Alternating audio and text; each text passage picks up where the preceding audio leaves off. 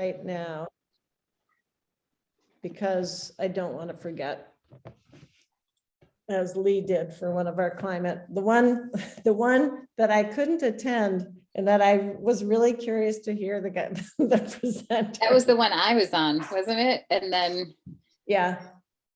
yeah, I think it was later on. Oh, was it? Was it so how was the guy? The first guy, the first presenter, how was he? The first climate? No, it was the one, about, subtraction is action. Um, What was his name? Lanny someone, or I can't remember. oh yeah, no, I thought it was really great. It was, I can't think of anything off the top of my head just this second, but it was definitely just reminded me of some good habits too. Yeah. To Well, keep that in was the mind. one that frustratingly, she remembered to hit record as he was finishing up his comments. Oh. Not the only time that's happened. Which is why I have already hit record. So we're being recorded now, but I will clip it before I post it. I've done hour interviews where they forgot to hit record. Oh Oh my no. God, you're kidding. Not kidding. Oh dear. Oh well. Yeah. All right. Well, So kind of thing I would do, so I can't get too mad at him. I know, it's definitely. All right, so we're gonna move from practice session to starting the webinar, which means people will start to flow in. So you can either mute yourself or just be prepared for everybody to hear anything we say going forward. So I'm gonna I'll hit mute start. myself. The trick is to remember to unmute myself. We'll remind you if that happens. All right, great. I'm going to start now.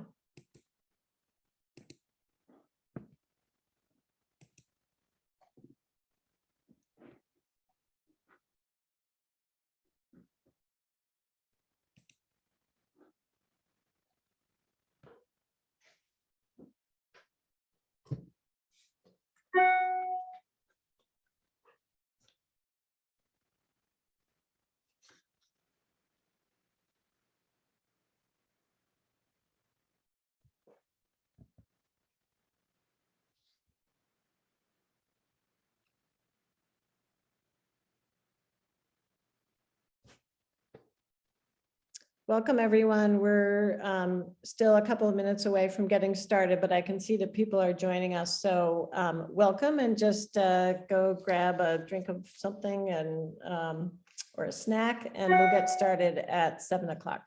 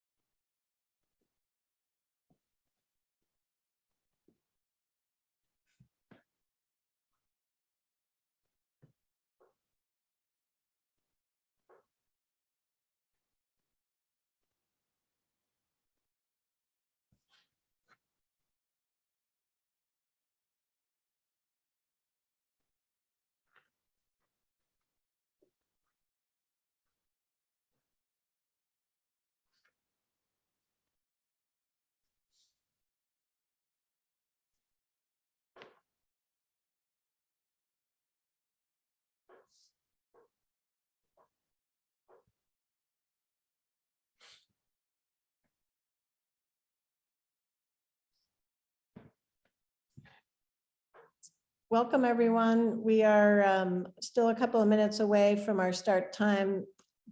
So just hang tight and get settled. We'll start around 7.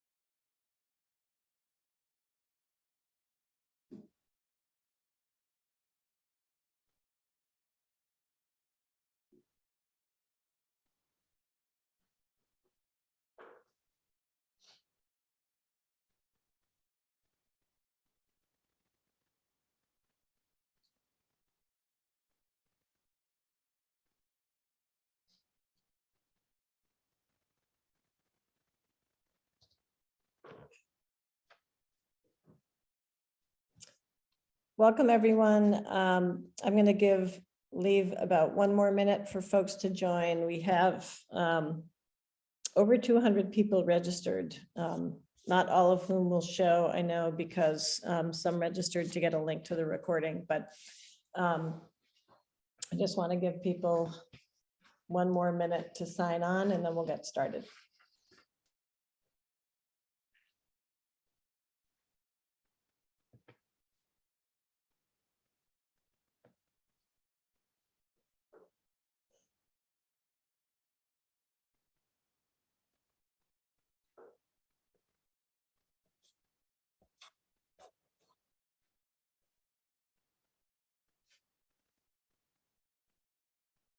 Oh, I sort of want to hit 100, but we're getting there.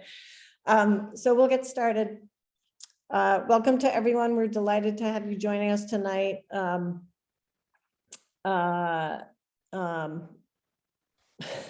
Sorry, I'm just drawing a complete blank. I guess I should introduce myself.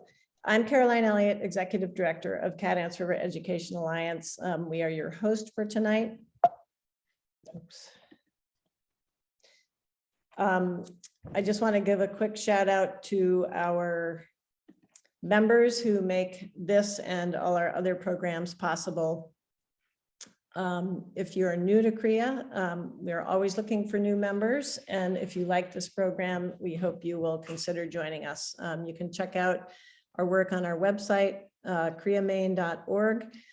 And you can see a list of some of the things we do. We run a nature immersion summer day camp for 7 weeks, which is fully sold out this summer. That happened almost instantaneously.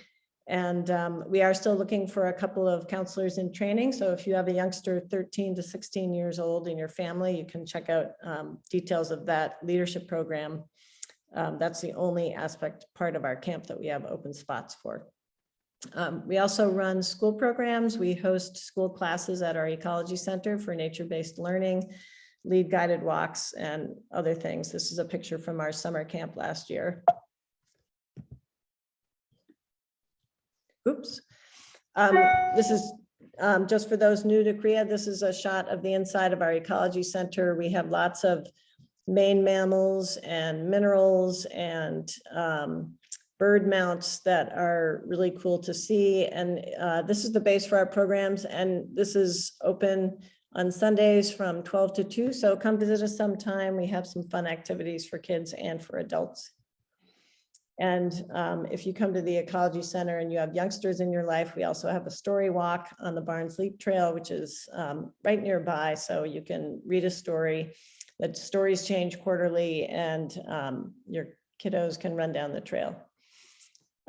Just a few notes about upcoming speakers. We'll be learning about European green crabs, which are an invasive species in early April. An innovative program that conserves vernal pools, which is currently operating in Topsham, and we'll be talking trash in May. And here's a list of some upcoming walks and workshops that we're offering. They're all free, but you do have to register because numbers are limited. And you can find more information about those on our website at koreamaine.org/events. So I made a couple of slides for Doug because I wanted to show him that we are not only an insect-friendly organization, but we promote insect friendliness. And these are some pictures from our various programs. The one in the center of the spider makes me a little bit nervous. I'm not sure I would want to be that up close and personal, but we do encourage kiddos, students, adults, everyone to get up close and personal with insects and handle them gently. So just wanted to share that with Doug. So now on to the main event. I will stop sharing my screen, and while Doug is sharing his, I'll introduce him. We're totally delighted to have Doug with us tonight. Doug is the T.A. Baker Professor of Agriculture in the Department of Entomology and Wildlife Ecology at the University of Delaware, where he has authored over 100 research papers and taught insect-related courses for 40 years. His chief research interest is to better understand the many ways insects interact with plants and how those interactions affect the diversity of animal communities. He's published a number of books, including the award-winning Bringing Nature Home, The Living Landscape, which he co-authored, Nature's Best Hope, which is a New York Times bestseller, and his latest book, The Nature of Oaks.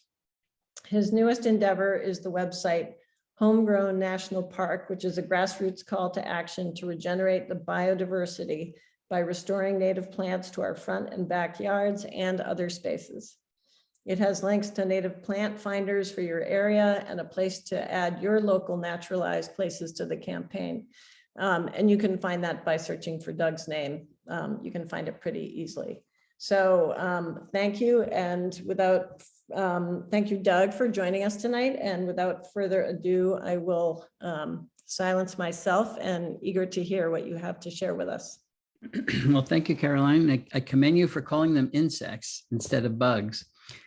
Bugs are diseases. So, okay, I call this talk Making Insects, a Guide to Restoring the Little Things That Run the World. And of course, that phrase, restoring little things that run the world, is E.O. Wilson's. And unfortunately, that's Edward O. Wilson. He died the day after Christmas. He was a very famous man, one of the most famous biologists of all times, but certainly of our time.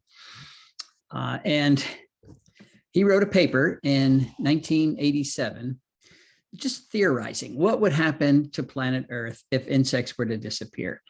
And this was 1987, and nobody really was worried about insects disappearing. As a matter of fact, we spent a lot more time thinking about how to kill them. But he said, well, gee, life as we know it depends on insects. And if they were to disappear, so would most of our flowering plants. And if most of our flowering plants disappeared, that would so drastically change energy flow through our terrestrial habitats that the food webs that support our animals, the amphibians, the reptiles, the birds, the mammals, even many of our freshwater fishes, those food webs would collapse and those animals would disappear. The biosphere, the living portion of the earth, would rot because we would have lost insect decomposers that rapidly turn over nutrients, and all we'd have is bacteria and fungi. And of course, humans wouldn't survive any of those drastic changes. So it was a pretty somber message, but it was ignored. Again, nobody was worried about insects disappearing. And besides, if we depend on insects, why do we have National Insect Killing Week? This was back in 1929, but our attitude toward insects has not changed. This was a campaign to boost all sales or the sales of all brands of chemicals to rid the community of insects. Notice it doesn't say pests, all insects. All insects are bad, and that is part of our culture. Of course, if we do succeed in killing all of our insects in agriculture, and we're still trying to do that, or if we kill them all at home, and a lot of people want to do that, we still don't worry about losing them in general because we think they're common in our natural areas. There's two reasons why that's no longer true. And one of them is that we don't have enough natural areas to support those insects. I mean, we're pretty much everywhere. And that's because we've turned insect habitat into our cities, certainly not designed to support insects. Our suburbs are not designed to support anything. Even our rural areas are not designed to support insects. Of course, we have agriculture. 770 million acres of rangeland in the US. That's 4.5 times the size of Texas, not designed to support insects, it's designed to support cattle. And of course, we typically overgraze it, so it's very poor at doing that as well. As a matter of fact, agriculture on terrestrial Earth now occupies almost half of terrestrial Earth, and none of it is designed to support insects. The second reason that insects are not doing well in the natural world is that almost everywhere our natural areas are invaded with plants from other continents. And as we'll learn, those plants are very poor at supporting insects. Because non-native plants destroy insect populations by replacing the native species on which insects depend. Most insects are what we call host plant specialists. They depend on the species they have co-evolved with. And when we replace them with plants from other continents, it doesn't work out well for them. And our natural areas have been invaded by actually 3,300 species of plants from other continents. Now, when I was young, and many of you as well, I'm sure, sites like this were not uncommon. You drive and your windshield was splattered like this. And if you looked up at any light, a street light, this is what you saw. Well, today our windshields are not splattered. So people say, well, they're more aerodynamically designed. I hope that accounts for some of it. But you can look at our streetlights and there's nothing flying around our streetlights. So this is anecdotal evidence, but people are seeing it all over the world. We are winning our war against insects.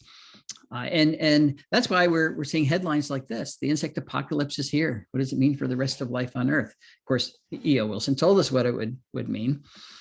And it has spurred a number of scientists to start measuring what's happening. Now, we notice big problems with our pollinators. And most people get it. Pollinators are important, particularly our bees. 50% of our Midwestern native bee species have disappeared from their historic range. It's not just honeybees that are in trouble. We have 4,000 species of native bees. They're all in decline as far as we know. There are 4 bumblebee species that have declined 96% in the last 20 years, which means they're functionally extinct. They're not totally gone, but they're no longer common enough in their habitats to perform their ecological roles. There are 3 bumblebee species that probably are extinct, one that almost certainly is. And 25% of our bumblebee species are at risk of extinction. There's been a lot more work in Europe on declining insects. 30% of Europe's orthopterans, the grasshoppers, katydids, and crickets, are now facing extinction. Great Britain's done a lot of work measuring its declining lepidoptera, its moths and butterflies. The V moth, for example, has declined 99%. Brighton's Wadescott and the bordered Gothic are already extinct. 3/4 of Britain's butterflies are in steep decline.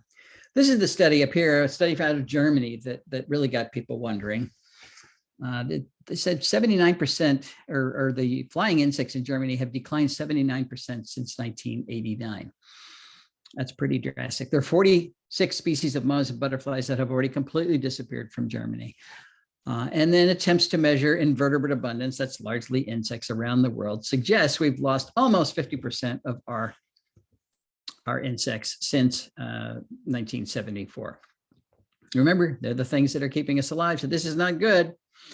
And as insects decline, so do the things that eat them, particularly birds. We've got 432 species of North American birds that are threatened with extinction, not because there's only 5 left, But we've learned that steep declines in populations of birds, even if they were once common, think of the passenger pigeon, that's the signal of impending extinction. We now have 3 billion fewer breeding birds today than we had just 50 years ago. So those are not good statistics. We went to the original data set of Rosenberg et al. That's the group that said we've lost 3 billion birds. And we divided the terrestrial bird species into 2 groups, the species that require insects at some part of their life history and the species that do not. So things like finches and doves can actually reproduce on seeds and make a little milk out of the seed and feed that to their young. But most baby birds cannot eat seeds, so they require insects. The birds that do not require insects didn't lose any numbers at all. In the last 50 years, the birds that do require them lost on average 10 million individuals per species. Doesn't prove cause and effect, but it certainly does suggest that as you take away bird food, you lose birds. Here are 2 amazing statistics. The English sparrow and the starling, 2 serious invasive species all over the world. In England, where they came from, Great Britain has sterilized its landscape so much that these 2 species are now red listed. They are actually rare. And that's why we have more headlines. This is from the Washington Post. The UN predicts that 1 million species will go extinct probably in the next 20 years. Most of those are insects. Of course, that's something that, does this matter? Of course it matters. We can't allow that to happen because the creatures that keep us alive are disappearing. So what are we going to do about this? Humans are really bad at reacting to what we consider to be long-term risks. And our view, long-term is anything past a day ahead. We're good at worrying about immediate problems, but we're terrible at looking down the road. But we're pretty good at feeling protective of other animals, particularly the warm and fuzzy ones.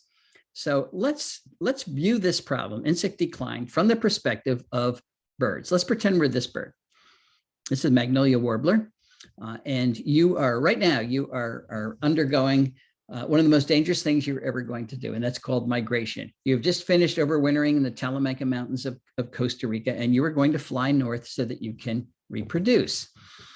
Migration is the most dangerous thing you're ever going to do. There's a lot of predators out there, and you're flying thousands of miles, but it's also physiologically taxing. When you cross the Gulf of Mexico, you lose 35% of your body weight.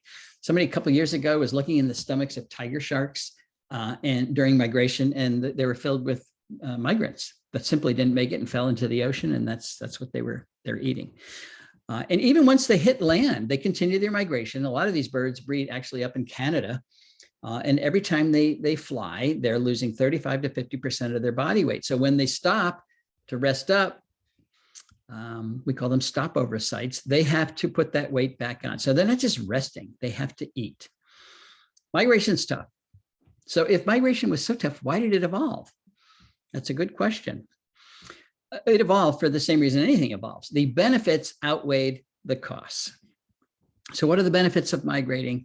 Well, in the temperate zone, of course, during the winter, the most plants lose their leaves, but in the springtime, the brand new leaves come out, and following the leaves are the caterpillars that eat those leaves. So it's not a coincidence that bird migration happens at exactly the time when there's peak caterpillar abundance on those fresh young leaves. That doesn't happen in the tropics. The tropics are much more constant in most habitats. There isn't a giant flush of food at any one time. Competition is really intense. So birds figured out that if they could fly north, they'd have a bonanza of food ready for them in the form of insects, and that would allow them to make more babies, to reproduce more successfully. If they stay in the temperate zone or in the tropics, they can only make 2 to 4 offspring, but if they get up to the temperate zone, they can make 3 to 6. And that doesn't seem like a huge difference, but it does add up over time. So it's increased reproduction that balances the costs, those huge costs of migration. So let me just repeat that. Bird migration was only adaptive because there were so many insects in the temperate zone. How many is so many? How many insects is required to support bird populations? Well, somebody did a study a couple of years ago and figured that birds eat 500 million tons of insects each year. Now, this is globally. I have no idea how they measured that, but that's what they said. And they presented it in the same way. We've always thought about insects. All insects are pests. So they're saying, well, birds are great at controlling pests. All insects are not pests. Let's rewrite that and just say birds require 500 million tons of insects each year. And if they don't have them, there's going to be fewer birds. So when migration evolved, there were plenty of insects in the temperate zone. Is that still true? Are there still enough insects in the temperate zone to justify migration, to balance the cost of migration? And every time it's measured, the answer is no. Let's just look at the impact of introduced plants on insect decline. So most of these introduced plants are actually escapees from our gardens. They were ornamentals that were brought here because they were pretty and because they were pest-free, meaning nothing could eat them. And then many of them became invasive. So now they're dominating a lot of ecosystems around North America. Like this hedgerow, I had a student look at the caterpillar abundance and diversity and biomass in hedgerows that were invaded by non-native plants. So this is autumn olive and multiflora rose and oriental bittersweet, and Japanese honeysuckle, and on and on and on. And compare the caterpillars in hedgerows that were not invaded. They still had mostly native plants. So the trick was finding those. Those are hard. And what we found is that there were 68% fewer species in the invaded hedgerows. There was 91% fewer individual caterpillars. So abundance was reduced 91%, and the biomass, the actual energy of those caterpillars, was reduced 96%. So if you think of caterpillars as bird food, you've just reduced bird food by 96% when you have a plant invasion like that. So no wonder it's affecting the birds that require insects, which is most of them. It's not just a few obscure species. 386 species of neotropical migrants may no longer have enough insects to justify migration. You're talking about the swallows and swifts, the orioles, the hummingbirds, the vireos, the tanagers, the buntings, the flycatchers, the thrushes, our warblers, so many species of warblers, they're all insectivores. And don't forget the birds that do not migrate, the residents, because most of those require insects when they reproduce as well. And it's not just a few insects. So for example, a Carolina chickadee requires 6,000 to 9,000 caterpillars to get one clutch to the point where they leave the nest. And that's fledging. And after they leave the nest, the parents continue to feed them caterpillars for another 21 days. So you're really talking about tens of thousands of caterpillars to get one clutch of a bird that's 1/3 of an ounce to the point of independence. And then they keep eating caterpillars after that. So it takes a lot of insects, particularly caterpillars, to get these birds to support bird populations. Now, a lot of people say, well, I don't have a property big enough to support breeding birds. And that may be true. But if you have a property big enough to support a single tree, you can help migrating birds because they will stop and use it as they're moving north and moving south. And if your tree is a ginkgo from Asia, which produces 0 caterpillars, you've had a lost opportunity there. The birds come down in the land of ginkgo and they have nothing to eat, and that could be the end of their migration. So you can make a big difference even if you have a small property if you put the right trees on your property. What if I said introduced plants are reducing your bank account by 96%? I wouldn't have to convince you that introduced plants are not a good idea because we get it, that we live off our money. Well, insects are the currency in our ecological bank account. That's the part we don't get. They are critical to our survival, long-term survival. So we need to focus on the fact that they are disappearing these days. It is our ecological bank account that keeps us alive. So in my view, our only viable option is to learn how to live in harmony with the natural world that sustained us, or learn how to live sustainably. We use that word all the time, but we don't think about it. Sustainable, what's the alternative? Unsustainable? That's not going to last very long. So how are we going to do this? Well, let's focus on private property. 85.6% of the land east of the Mississippi is privately owned. 78% of the entire country is privately owned. And so much of it looks like this. Ecological deadscapes dominated by non-native plants and lawn. So how are we going to start saving insects in a landscape like this? First, let's recognize what the various causes of insect decline are. There are a number of them. Insect declines are called death by 1,000 cuts because there's so many different causes. The misuse and overuse of pesticides is a huge one. Habitat loss, we always throw that in. You're taking away what they need and replacing it with something they don't need. And one of those factors is plant choice. Are you going to choose a plant that supports insects or not? And are you going to choose a plant that not only doesn't support insects, but will become invasive and invade natural areas? That's not good. Light pollution is turning out to be a huge cause of insect declines. And of course, we've got climate change.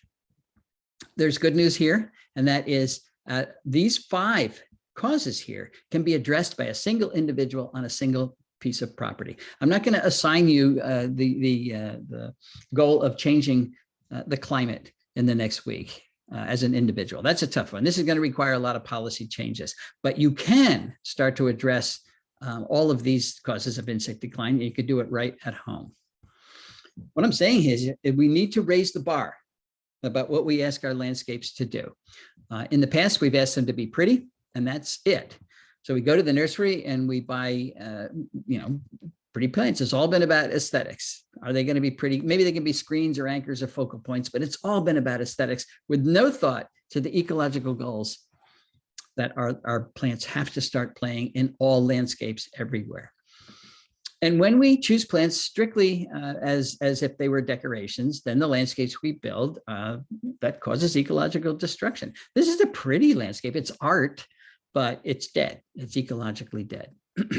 We could pick pretty plants that perform ecosystem services, that create life support, not just for humans, but for everything that's out there, that support food webs, pass on their energy, so that we have other animals around. If the plants capture energy from the sun and keep it in their tissues, then you have no animals, and then you have no ecosystems. We can protect our watershed, store carbon, moderate weather systems, help pollinators, support natural enemies, do all of these things if we choose the right plants. And if we include function, ecological function, as a criteria in our plant choice, then landscaping equals ecosystem restoration. This is 21st century landscape. We've done 20th century landscape, and we're now in the 6th grade extinction. So let's give this a try.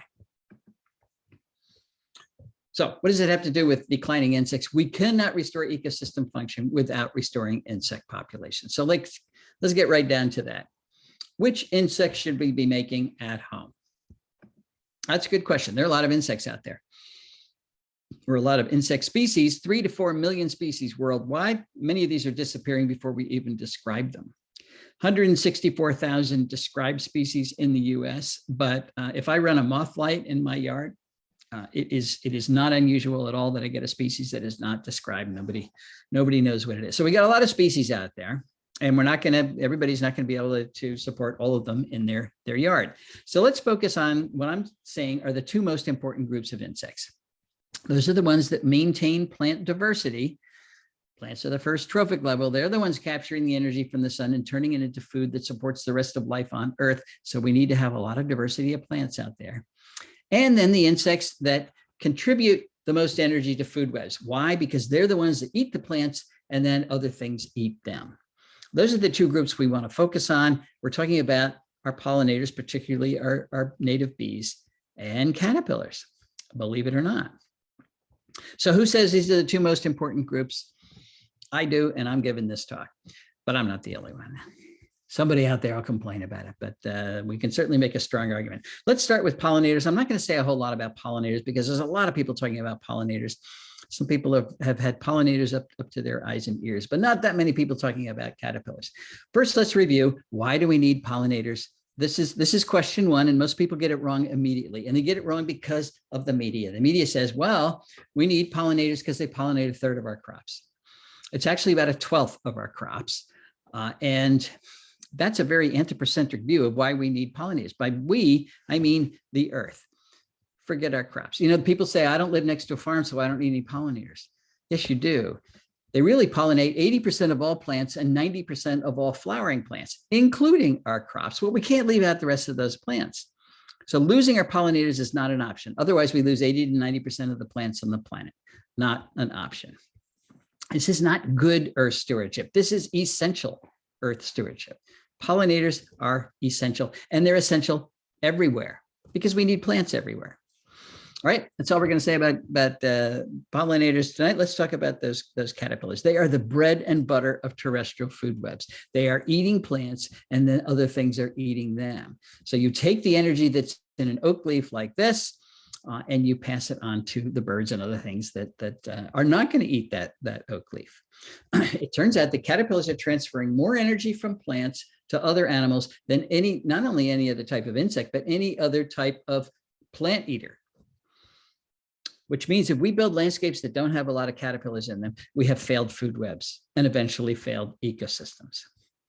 So the goal is increasing the number of caterpillars in our yards. How do we do that? That's a new goal for landscaping, by the way. Most people have considered all caterpillars to be pests. If you see one, you squish it. Of course, that hasn't worked out very well for the monarch butterfly. We recognize now if you're going to have monarchs, you got to have the caterpillars that make those monarchs. So we add caterpillars to our landscapes by adding the plants that supports them. And that seems pretty easy, but there is a catch to it, and that is that most plants don't support a lot of caterpillars. This is elderberry. It's a wonderful plant, makes a lot of berries for the birds, supports almost no caterpillars at all. So if you're trying to support food webs, you wouldn't choose this plant as the dominant species in your yard. So why can't most caterpillars eat most plants? Caterpillars are fussy because plants have made them fussy, because plants don't want to be eaten. Plants want to capture the energy from the sun and use it for their own growth and reproduction. So they've loaded their leaves with nasty tasting chemicals, secondary metabolic compounds that make those leaves either bitter or downright toxic. And it's a really effective defense that keeps most of the insects of the world from eating most of the plants of the world. And that's why it's green in the summertime. It's not because there's no insects out there that want to eat those plants. It's because most of the insects that are out there cannot eat most of the plants. They are too well protected. But we do know that insects eat plants. So how do they do that? How do they get around those chemical defenses? Well, that's where the specialization comes in. 90% of the insects that eat plants can only eat the plants with which they have a coevolutionary history, the ones they have been associated with for many eons, so that they could develop the specialized adaptations that allow them to get around those chemical and physical defenses. They develop specialized enzymes that store and excrete and detoxify those compounds, behavioral adaptations and life history adaptations that minimize their exposure to those compounds. But every plant lineage that's out there protects itself with a unique cocktail of chemical defenses. So insects can't adapt to all of them. They only pick one or two. They get really specialized on one or two. That's why the monarch only eats essentially one lineage, the milkweeds. It can eat any of the milkweeds. And most insects can't eat any of the milkweeds. But once they have developed the adaptations to their particular plant, they are locked into eating that plant because they didn't develop adaptations to eating anything else. And that's why when we replace our native plants with plants from someplace else, we lose the insects because they can't eat those plants from someplace else. So all I'm saying here is that plant choice matters. If we're trying to rebuild food webs, we have to choose the plants that are going to allow us to do it, or it won't work. So at my house, if I want to have the Pandora Sphinx, I've got to have Virginia creeper. I think that's beautiful. So even from just an aesthetic point of view, I want to have the Pandora Sphinx. If I want to have the tulip tree silk moth, I need tulip tree. If I want the Luna moth, where I live, it's got to be sweet gum. Zebra swallowtail anywhere only eats pawpaw. Grape supports a lot of things like beautiful things like the 8-spotted forester moth. The green marvel is on viburnum. Brown-hooded owlet on goldenrod, along with 109 other species. Goldenrod supports a lot of caterpillars. Even poison ivy supports specialists like the beautiful Utilia. Why would you want poison ivy? Everybody, you know when you get poison ivy? When you try to get rid of it. Just ignore it. It doesn't chase you. The best defense against poison ivy is to learn what it looks like and ignore it. Also makes really valuable berries for those birds. Persimmon makes the sculptured moth, the Hebrew on black gum, fawn sphinx on ash. I think that's art in the garden. It's just beautiful. Our poor beleaguer ashes support a lot of sphinxes, and they're all in trouble if the ash disappears. Rosy maple moth on maple. The royal walnut moth on walnut and hickory. This is already extirpated from New England, folks. It just is an example of the beautiful insects that are disappearing. Double-tooth prominent on elm, witch hazel dagger moth on witch hazel, the imperial moth on pine, even clematis. Native clematis have specialists like the spotted thyrus. And the good example, the non-native clematis don't support anything. Two-toned ancellus on ironwood, the lost owlet on buttonbush. These are just examples because all these plants support many things. The herald on native willows, snowberry clearwing on coral honeysuckle. The evening primrose moth is, believe it or not, on evening primrose. And it spends the day with its head stuffed in the flowers. It's very cute. showy emerald on sumac. Then we have some real powerhouses, things like members of prunus, the cherries, the native cherries. At my house, that's black cherry, but you've got beach plum and other things up there in Maine, like the white furcula or the crocus geometer, the io moth, the cecropia moth, the colorful zale, the tufted bird dropping moth. And I ask you, who wouldn't want the tufted bird dropping moth at their yard? All these are on native prunus. The paddle caterpillar. This is a learning opportunity for your kids. Ask them to go out and find a paddle caterpillar, and then ask them to figure out what those paddles are for. They're not just decorations, they have a function. It's the same function that the filaments on a filament geometer have. And I'm not going to tell you what it is. I want you to think about it too. All on black cherry, small-eyed sphinx, Harris's 3-spot that wears a little umbrella with shed head capsules every time it molts. And we used to wonder what they were for. It actually uses them for defense. If you come close to the caterpillar, it whips back and forth and whacks you with them. Then oaks, the most productive plant in this country, support things like the hag moth, the red wash prominent, the white dotted prominent, the spiny oak moth, the skiff moth, the white blotched heterocampa, the oak skeletonizer, the solitary oak leaf miner, the orange patch smoky wing, half oval ancillus, the crown slug. They're called slug caterpillars because their head is tucked underneath. They're not really slugs.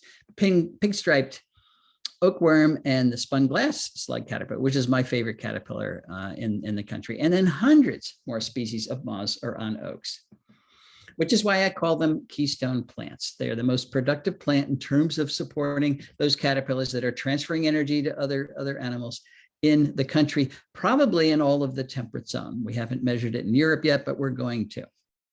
What does that mean? It means they support 952 species that we know of caterpillars so far in this country. A keystone. There's the Roman arch. The keystone is the stone in the middle of the arch. If you take that stone out of the arch collapses. Well, I call oaks and cherries and these other important plants keystone plants because if you take them out of your local food web, the food web collapses. Just 5% of our native plants are making 75% of that caterpillar food that drives those food webs. 14% of our native plants are making 90% of the caterpillar food that drives those food webs. So think of the keystone plants in the ecological house that you're building as the 2x4s that support that house. They're essential. You know, we've been trying to build our ecological houses out of wallpaper, and that doesn't work very well. So oaks are the most important keystone plant in 84% of the counties in which they occur nationwide. Oh, yeah, there you go. There's the 2x4s. You're not through building your house once you've got your keystone plants in there, but they're an essential part of it. So how do you find out what the keystone plants are where you live? You go to Native Plant Finder, National Wildlife Federation website, put in your zip code, and the ranked list of both woody and herbaceous plants that are best at supporting caterpillars will pop up for your county. So notice for the woody side, and this is what a typical list looks like. And I stopped here because I ran out of room. The lists are much bigger than that. But I say native oaks, native cherries, native willows. If I go to the nursery and I say, I want to buy a cherry, they're going to sell me an Asian cherry, an ornamental cherry from Asia, guaranteed. If I want to buy a willow, they will sell me a weeping willow. Those are the plants that are in the trade. You have to specify that you want a native member of these very powerful genera, because if you get a non-native member, it reduces caterpillar use by 68%. We've done that experiment. These are the most important herbaceous genera in so many counties. Goldenrod's often number one. As you move further west, the sunflowers jump up there, but these three, goldenrods and the various genera that asters were broken up into, and sunflowers, particularly the perennial sunflowers, not only support the most caterpillars in most places, but they also support the most specialist bees. We've got 4,000 species of native bees, but over a third of them, what's that, 1,300 or something, can only reproduce in the pollen of particular plants. So if you have those three genera in your yard, you can support something like 44 species of native bees that won't be there if you don't have them in your yard. Host plant specialization. Where did I take all those pictures I just showed you? I took them in my yard, and that's what my yard looked like when we moved in. I should say our yard. My wife is here helping me do all of this. We live in Oxford, Pennsylvania. It was on a piece of a farm that was broken up into 10-acre lots, and it was mowed for hay before we moved in. So very few things there. This is what it looks like when the leaves are out today. I've been measuring. I've been taking a picture of every species of moth that I've been able to find on our property. I haven't gotten to the butterflies yet, but I am up to 1,140 species of moths that are now making a living on our property. And they're making a living because we put the plants back. Plants like witch hazel and oaks and persimmon and American elm, red maple. We planted all of these guys and many more.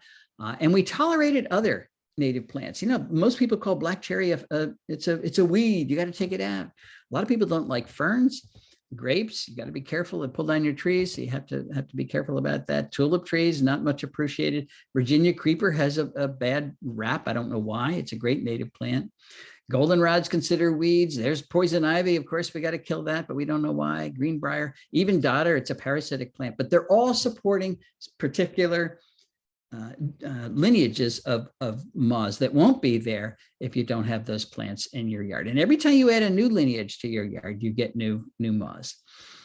And when you add caterpillars to your yard, you get the birds that eat them. This is how you rebuild diversity in an area. We have wood thrush in our yard now. Remember that picture? Nothing. Wood thrush, it's a forest bird. Well, they have now moved in because the trees we planted are big enough. And we also have Virginia creeper that are making lettered sphinx. That's what this is. And that's what they're feeding to their young. We have indigo bunnies because we have alders making ruby quakers. We've got chipping sparrows because we got black walnut making gray edge boma locas. We have field sparrows because we have oaks making red line panapodas. We've got tufted titmice because we got black cherry making dowdy pinions. Phoebes because we got native grasses making skippers. We've got robins. Everybody says robins eat worms. They do when they can't find all of these guys. That's the white line sphinx eats weeds, mostly evening primrose. We've got chickadees because we've got tulip trees making tulip tree beauties, white-eyed vireas because we've got spice bush making spice bush swallowtails. House friends because we've got hickories making copper underwings, and we've got bluebirds because we've got sycamores making drab prominent. In fact, we've got 60 species of birds that we have recorded that have bred on our 10 acres. Not flew by, but bred. I have to pause because I'm going to sneeze. Excuse me. I'm allergic to these headlines. World Wildlife Fund says we've lost 2/3 of wildlife on planet Earth, but you know, I'm thinking not at our house. I'm convinced we have increased biodiversity by more than 2/3, and it didn't take that long, and it wasn't that hard. We just put the plants back, which means you can turn it around as well. And if everybody does it, we won't see statistics like this anymore. So the point is, by choosing the right plants and using more of them, we could restore insects nearly everywhere. And if we restore insects, we've restored functional ecosystems everywhere. This could be the new backyard model. It could be a front yard model too. That's beautiful. So I want to leave you with 9 things you can do to restore ecosystems in your yard by restoring insect populations. And the first one would be to cut your lawn area in half. We have 40 million acres. We got more than 40 million acres of lawn. That's a 2005 statistic dedicated to an ecological deadscape. That's the size of New England, by the way, 40 million acres dedicated to lawn. I mean, that's not the way to restore biodiversity.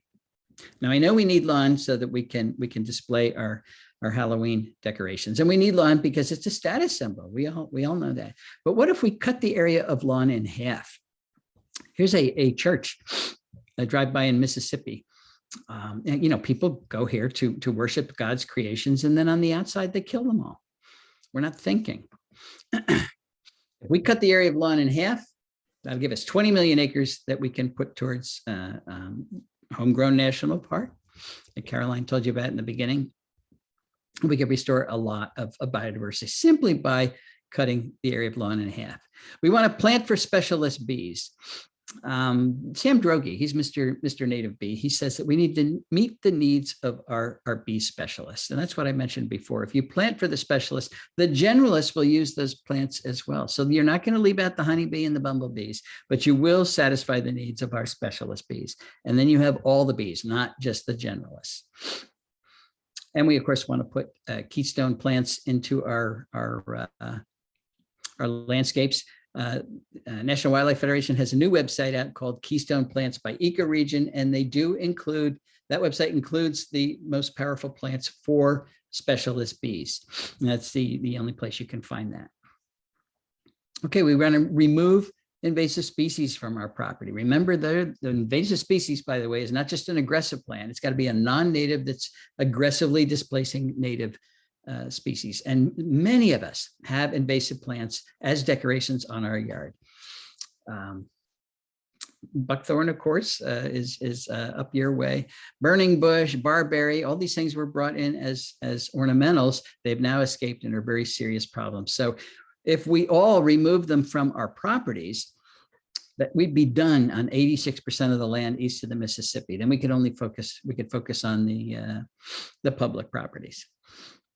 These are very common invasive ornamentals, of course. English ivy, terrible everywhere. Calorie pear, much bigger problem farther south from you. Porcelain berry, if you don't have it yet, you will. Privet, huge problem in the south. Chinese elm, you know, I've got American elms and slippery elms in my yard. They're doing just fine. We don't have to use Chinese elms, highly invasive, and many, many, many more. Keystone plants, we talked about that. Landscape for caterpillars, we haven't talked about that. And what I mean by that is that we have to create areas under our trees that allow caterpillars to complete their developments. Here's an example. This is an oak tree, of course. I live in Chester County, Pennsylvania, where oaks support 511 species of caterpillars. A few of them, like the Polyphemus moth, complete their development on the tree. The caterpillar eats the leaves, and then it spins a cocoon and hangs from the branch. Then it emerges as an adult, and then it does it all over again. And I wish everything did that, but most species don't. 94% of them, 480 species, finish growing on the tree, then they drop from the tree, wiggle their way beneath the soil surface, and pupate underground, or they spin a cocoon in the leaf litter that's under the tree. And that's the problem, because we don't have any leaf litter under the tree. And we mow and compact our yards, so the ground is so hard the caterpillars can't get underground, which means the way we landscape in most places becomes an ecological trap. If these are oaks or some other important plant, the adult moths come in and lay their eggs there. The caterpillars hatch and grow, and then drop down and die. And each generation gets smaller, and then they disappear altogether. I'm convinced that the way we landscape under our trees is another major cause of insect declines, but it's one that we can easily reverse. And this isn't the way to do it. The cement landscape is just laziness. This is what most people do. You have a big tree in a yard. We're going to measure how well caterpillars do in a situation like this starting this summer, but I guarantee they're going to do better in a situation like this, where you've got a tree and then a layered landscape. Maybe a dogwood here, a native azalea, you've got your ferns, your ground cover. It's a soft landing site. The caterpillars can drop down. There's plenty of leaf litter under here to spin a cocoon. It's not compacted. It's not, you're not going to get mowed or walked on. So survivorship is going to be much higher when you have plants under your trees. This is where you can do your spring ephemeral gardening. This is how you shrink the lawn, folks. Put big beds around your trees. The bigger, the better. Then you're not having lawn going right up to the tree. The tree will be much happier if you do this. And they're all safe sites for caterpillars. You can use your native ground covers like wild ginger, like mayapple, like foam flower, like ferns. Lots of opportunity here to increase caterpillars and make beautiful landscapes. Reduce your light pollution. Light pollution is turning out to be a major cause of insect decline. And these are all the ways that lights are killing our nocturnal insects, particularly those all-important moths that make those caterpillars. This is good news because we have to turn around insect declines. I mean, that's what we're talking about here. How do we turn it around? If we can do it by flicking a switch, we're getting off easy. But I know what you're going to say. I can't turn the light off over my garage because the bad man will come, or over my front porch. Okay, put a motion sensor on your external light. So they only turn on when the bad man does come. And the first thing you realize is the bad man doesn't come very often. And if you don't want to do that, take the white bulb out of your security light and put in a yellow bulb. Yellow LED is the best because nocturnal insects are not very attracted to yellow wavelengths. If we took out our white bulbs and replace them with yellow bulbs overnight, where we reduce insect mortality by millions, we probably save millions of dollars too, because LEDs are a lot more energy efficient. Oppose mosquito spraying. Mosquito Joe and other companies around the country are having a booming business. This has really taken off in recent years. And It kills all the insects, folks. Look at that fog. Every place you've just worked hard to increase the insects in your yard, and Mosquito Joe comes and kills them all. Now he says it's a natural product, so it's okay. It is a natural product. It's pyrethrins. That's the same compounds found in chrysanthemums. But cyanide is a natural product too, so that's not a good argument. He also says that it only kills mosquitoes, and boy, I wish he was right. There'd be no problem if he was right, but it kills all the insects, including monarchs. There was a big monarch kill that flew through Mosquito Joe 2 years ago, hundreds of monarchs dead on the ground. Plus, it doesn't work. If you're going to control mosquitoes, you want to do it in the larval stage, not the adult stage. Mosquito Joe kills between 10 and 50% of your mosquito adults. He's got to kill 90% to control the population in the adult stage. Oh, come back here. What do I want to do? I want to get rid of this. Stop. And I want to go like this. This is the way you control mosquitoes. You do it in the larval stage with mosquito dunks. Get a bucket, fill it full of water, put in a handful of straw or hay in the summertime, and let it ferment for a couple of days. You're building up the populations of algae and diatoms, and that's what mosquito larvae eat. So this becomes an irresistible brew to adult mosquitoes that want to lay their eggs. They will lay their eggs in your bucket. Then you put in a mosquito dunk that you get at the hardware store. $9. That's Bacillus thuringiensis, which is a natural bacterium that kills aquatic diptera. And the only aquatic diptera in your bucket is a mosquito larva. So you put in your mosquito dunk, they eat the dunk, and then they die. It's very targeted. If you have a dragonfly in there, it won't hurt it. If your dog drinks it or a bird drinks it, no problem. You might put a coarse screen over the top so your local chipmunk doesn't jump in and drown. But this is a targeted, cheap way to control mosquitoes, and it would work really well if everybody did it. Okay, minimize. Where's my cursor? Who knows? Minimize insecticide use. Go to the hardware store and look at the shelf after shelf after shelf of different types of insecticides that people buy to kill insects at home. Except for termite control. That's something we do have to worry about. All of these things are unnecessary. The insects are not going to hurt you at home. The roaches do not carry diseases. All these things we worry about are urban legends. It's simply unnecessary. So we should stop that. No bug zappers. We don't want to have any bug zappers either. We did a study years ago. Let me see if I've got this. Yeah. 99.98% of the insects killed at bug mosquitoes are not biting flies. They are not mosquitoes. They are non-targets. So when you hear those zaps, you're killing all the insects that we're trying to save. Don't have to do that. This is something that I'd love to try, but I've heard that it actually works. When you're laying in bed and the mosquito comes by and it's really annoying, this is like, it's an electrified tennis racket. You turn it on and you just swipe at it. And it's easy to hit it when you got a little tennis racket. Or if you're sitting at your picnic table and they're bothering you, this way you're really killing only the mosquitoes. I'll have to try this, but it sounds like a good idea to me. You're not going to kill non-targets. Okay, you know what? I skip something there. Join your HOA, your homeowners association. So many people say, I can't do any of the things you're talking about because the rules where I live, the homeowners association, the civic association says that I have to landscape in a particular way. It's true. That's a huge problem in a lot of places. They will fine you, depending on where you live. We have to challenge these things, but the best way to do it is to change these antiquated rules from within. These rules were created back in the 60s and 70s when people were leaving rusty cars in their front yard, and it just was low status. It didn't meet the standards of our wonderful neighborhood. So they made rules. Oh, you have to do it this way. And then they went crazy with landscaping rules without knowing anything about how harmful it was to the local ecosystems. Well, we do know now, and we can change these rules by joining your homeowners association and explaining to them why these rules are not such a good idea. And it's working. I'm getting emails from people who say they have joined their homeowners association. People are listening, and we're starting to lighten up on some of these restrictive rules. Okay, we're going to end by the way we started, talking about E.O. Wilson. his career was he did a lot of things in his career, but one that was consistent throughout his career was his love for life on Earth, for biodiversity. He wrote about it. He tried to save it. And his culminating effort was Half Earth. He wrote in 2016, "Our Planet's Fight for Life." His message was clear that if we're going to save life anywhere on planet Earth, we have to save it on half of planet Earth. We have to have natural systems, functioning ecosystems on half of planet Earth, or we're going to lose it everywhere.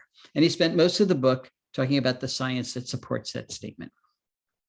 And then he ended the book.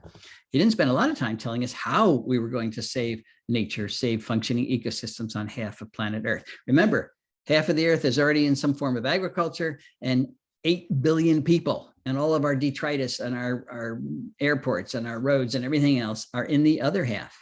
And we don't have a third half for nature. So how are we going to do that?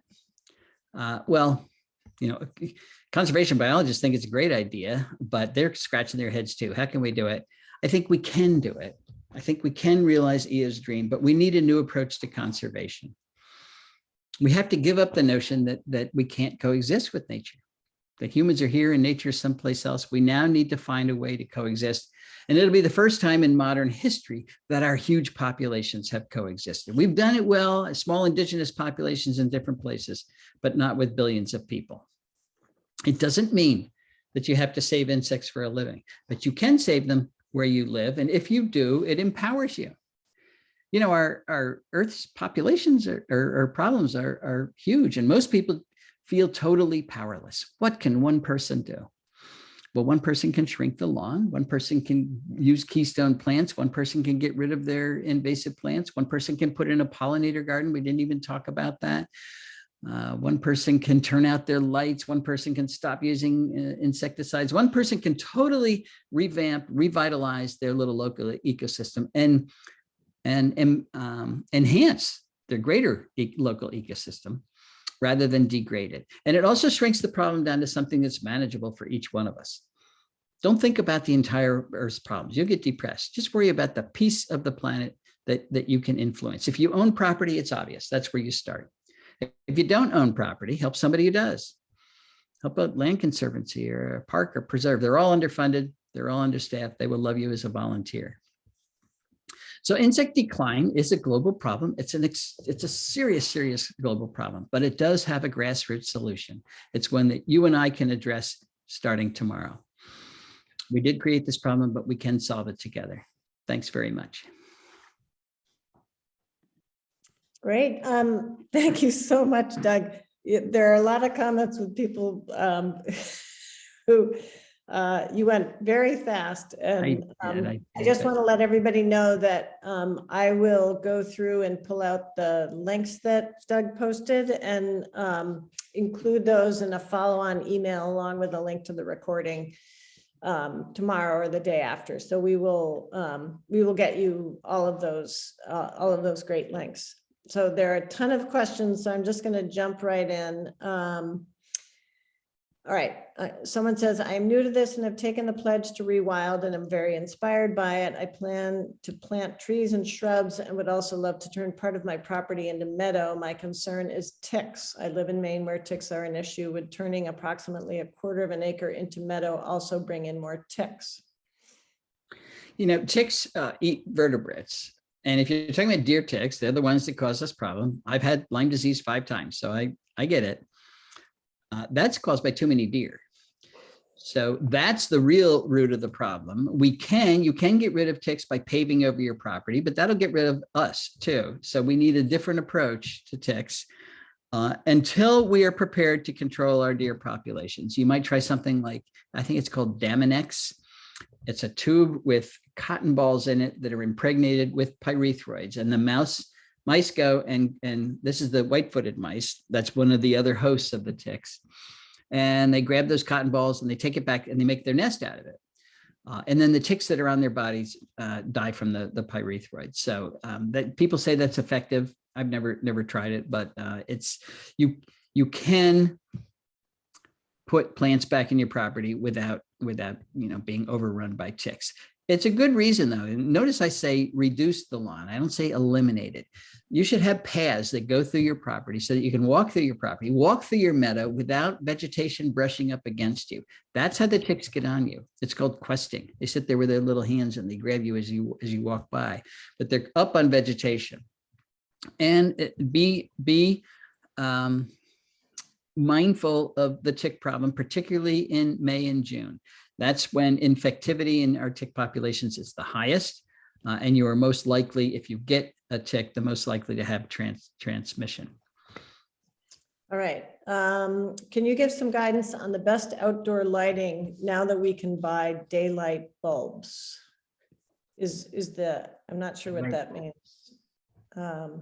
Any lighting that has yellow wavelengths is going to be a whole lot better than any of those. White wavelengths are actually slanted towards the ultraviolet. There's a lot of blue wavelengths in those, and that's what's attractive to insects. So shift to the yellow side of the spectrum, and it doesn't matter how you do it.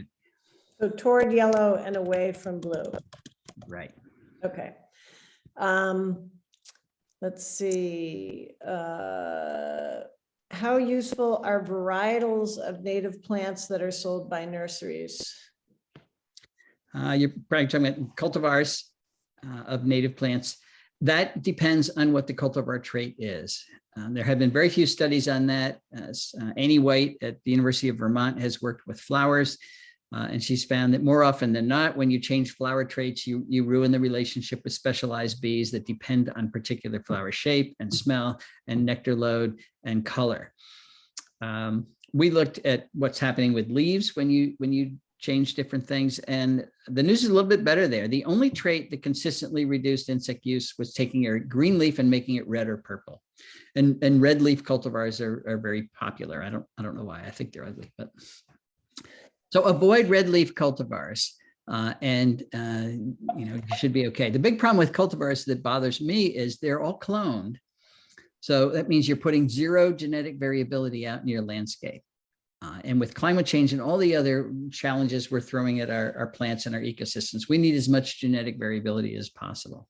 So I think the real change that needs to happen is that we need to convince the horticultural trade, the nursery industry, that we will buy straight species native plants. If there's a market for it, they'll make it. But for the past 100 years, there hasn't been a market for it. So they're still not convinced that we're serious about planting natives. If you go to your nursery and say, where's your straight species goldenrods? Oh, you don't have any? Okay, goodbye. Don't buy something else, because then there's no pressure for them to change. Ask them to get it and come back when they get it. So someone says, my oak trees have been covered with spongy moth eggs this fall. Any value in the caterpillars? Well, that's what used to be called gypsy moth when we were politically incorrect. No, when I say we need insects and caterpillars, we need native insects and caterpillars. We do not want non-natives, because they are here without their natural enemies, and they cause huge problems. So I am hoping, the huge outbreaks. You don't want your oak to be defoliated a couple of years in a row, because it can threaten the life of the oak.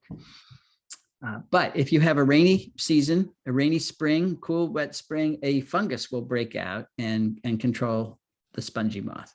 There's also a virus that breaks out when they get very high in density. So that's why they cycle like this. But it depends on what happened last year. If this is the first year of a lot of egg masses, hope it rains a lot. One of the controls is to actually spray your tree with Bacillus thuringiensis. It's another variety of that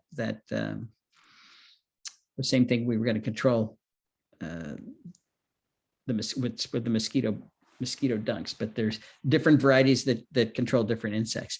The problem with that is it will kill all the caterpillars on your oak, not just the spongy moth, and then it really hurts your bird population.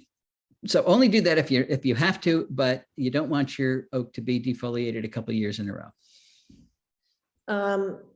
Someone that says, my town still sprays pesticides from trucks in the summer to kill mosquitoes. Is there an alternative I can advocate for that would be less harmful to other insects? Those mosquito dunks in the buckets. Yeah.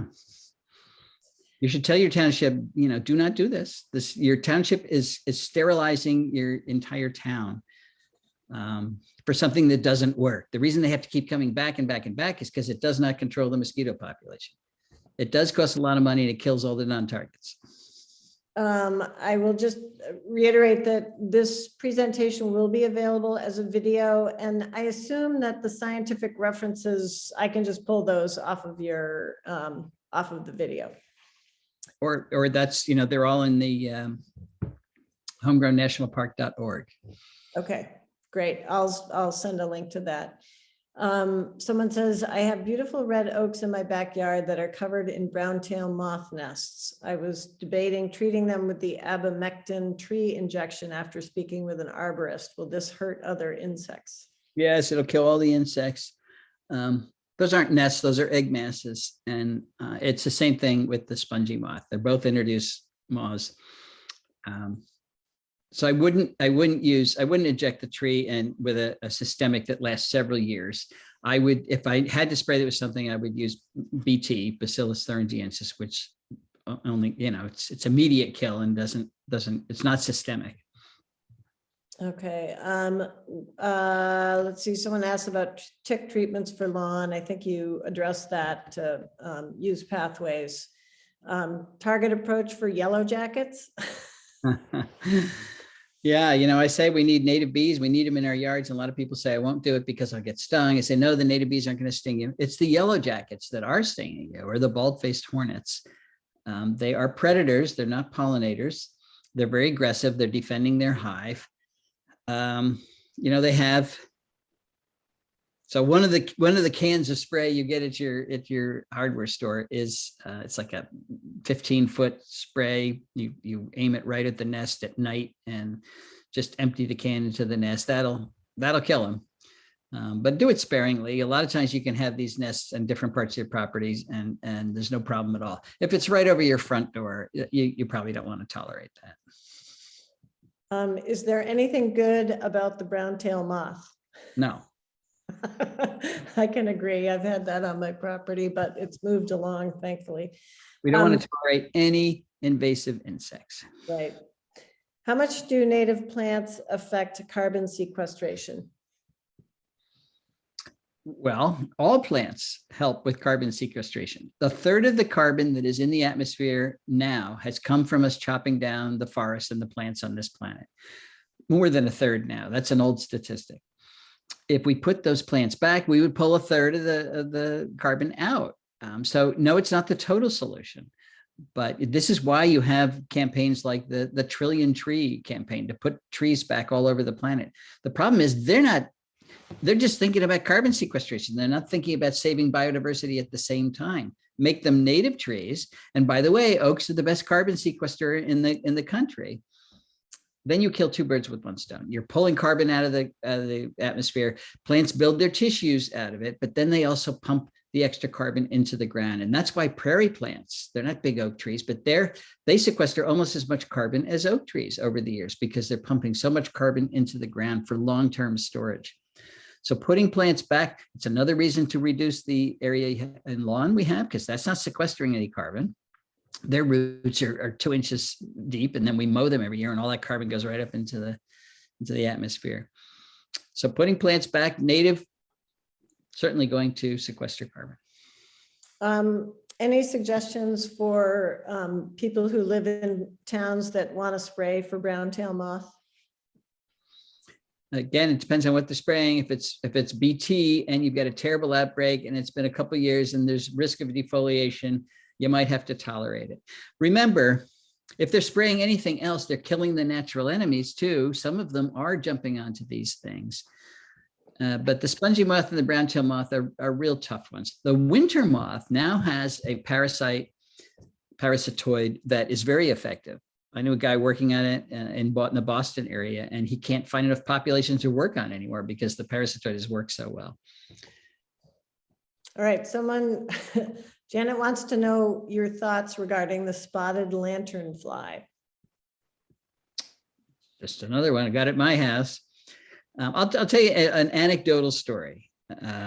Spotted lanternfly, of course, is introduced from China. accidentally because we brought in rocks from China, ornamental rocks. We brought ornamental rocks in from China because there are no ornamental rocks in all of North America. We had to get them from China.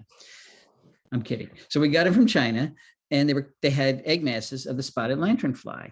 And now we've got an infestation of the spotted lanternfly.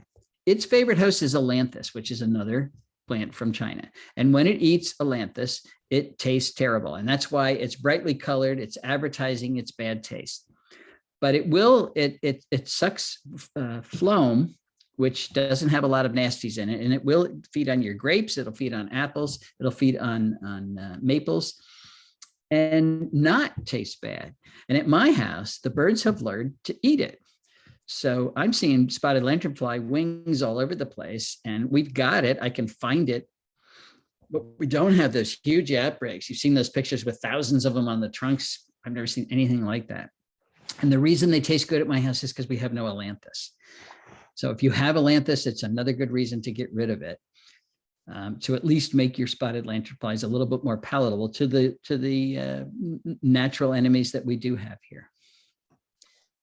All right, so someone is asking, what is a good resource for the plant/faunal associates that made up your slides? You shared many in a short time.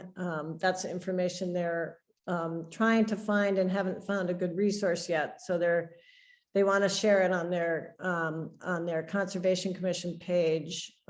Most people only know the monarch milkweed relationship. Is that information available in any of your books or another resource? Yes, it is, but that's what that native plant finder is all about. It'll tell you how many insects are on each plant genus, and then you can go backwards. It'll tell you which insects are on each plant genus. So it does outline those specialized relationships. So that's the NWF keystone Right. species. Well, no? the keystone species, that's for the keystone pollinators, the plants that support the specialist pollinators. But the native plant finder will give you the relationships with the caterpillars. Great. All right. So I'll find that and put that in the follow-up email. Let's see, where are we? Do all of the brown-tailed moths on our oaks displace or outcompete other caterpillars? Yes, if they eat all the oak leaves, then the hundreds of species, in the mid-Atlantic states, that supports 557 species of caterpillars. So if they strip the tree, all of those guys are gone. So yes, it's these ones that have no natural enemies are competing with our native caterpillars, and they're also hairy. The birds don't like hairy caterpillars, so you're replacing palatable caterpillars with species from other countries that the birds don't like. So it's a double whammy on our poor bird population and the oaks. Why do you think it is that caterpillars and not some other insect group like beetles are so critical in transferring energy from plants to animals in food webs? Do caterpillars represent the greatest biomass among phytophagous insects, or are they more edible by animals or some other reason? Combination of both of those. They're soft. So particularly birds can stuff them down the throat of their babies without fear of injuring them. Whereas beetles, I talk about caterpillars being like little sausages. Beetles are like little tanks. They've got a lot of exoskeleton. An exoskeleton is undigestible, so it's not a good food resource. Caterpillars are also the best source of carotenoids for birds, for anything. Vertebrates can't make their own carotenoids, so you have to get them from plants. And you have to get them from plants because carotenoids are essential components of vertebrate diets. And the best place for a lot of animals to get carotenoids is by eating caterpillars, for the ones that don't eat plants directly. And beetles are very low in carotenoids. So nutritionally and physically, caterpillars are just a superior food source. Do you have any suggestions for mowing fields to keep them open from trees? How often, but in a manner that will be helpful to maintaining insect populations? Yeah, the standard advice is to mow a third. So every year you mow or burn a third of your meadow. That leaves 2/3. When you mow or burn, you're killing everything. So you need a colonizing source to recolonize it when it grows back. And that's what the 2/3 are for. So any one spot is only mowed or burned once every 3 years. Mowing is never going to control your woodies. It'll keep them down, but each time you mow it without killing it, the root mass gets a little bit bigger. And as soon as you stop mowing, it comes back. And, particularly if it's autumn olive or multiflora rose or something you don't want there ever, that just puts off a bad situation. So I suggest spot treating those woodies in your meadow when you're worried about them coming back. Don't try to control them by mowing. Are there any books you would recommend specifically about rewilding or getting rid of lawns, supporting caterpillars and diverse backyards? Perhaps one of your books? Yes, perhaps all of my books.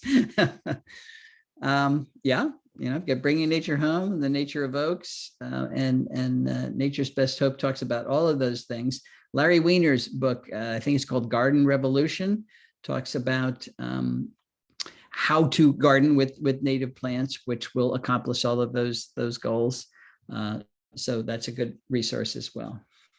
Someone says that the artificial paper wasp nests that you put up at your house have worked well for them. I'm not familiar. Are you familiar with those? I'm not sure what that is. Is that to deter to deter wasps? It's like a territorial thing, or? I've heard nothing about that. I don't know anything about that. Someone's asking about places that people can buy native species to purchase, and I'll try to put some information about that locally in the follow-up email, which at this point may take me a couple of days to get out. The Wild Seed Project in Maine, right? Heather Yes. McCarthy, that's an ideal spot right there. Yes. Oh, and here's some other suggestions, which all Native Plant Trust, Wild Seed, Audubon has a annual native plant sale and others. So I'll put those into the follow-up email. There's also a Native Plants Group of New England Facebook page that has information. Someone says, if we plant native plants that are actually a bit southern in order to deal with climate change, will the insects show up? And the example she's asking about is like hickory in Maine. Insects are very good at tracking their plants. So there's lots of examples where we have moved native plants slowly enough that the insects have followed them. But I would caution you about moving southern plants very far north, because we do have climate change, but it's really increased climate variability. So yes, we're having hot spells, but we're still getting those polar vortices, and we're getting these cold blasts, and any southern plant we bring up from the south is going to suffer from that.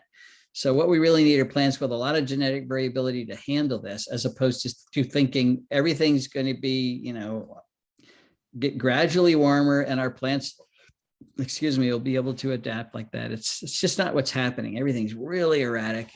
Remember the deep freeze that went all the way down to Mexico, not this winter, but last winter, just fried Texas in a very deep freeze. Those are still happening. And a lot of even regular native plants got killed by that deep freeze. So particularly where you are, I would not be moving southern plants up. Someone asks, last fall they got 3 seedling spice bushes that did not get planted in the ground. They heavily mulched them, and is wondering if you have any suggestions for keeping them alive this spring until they can get them into the ground. I would say they're in a root. Are they in a pot or a root ball? There's no information about that. I think they're in some kind of mulch.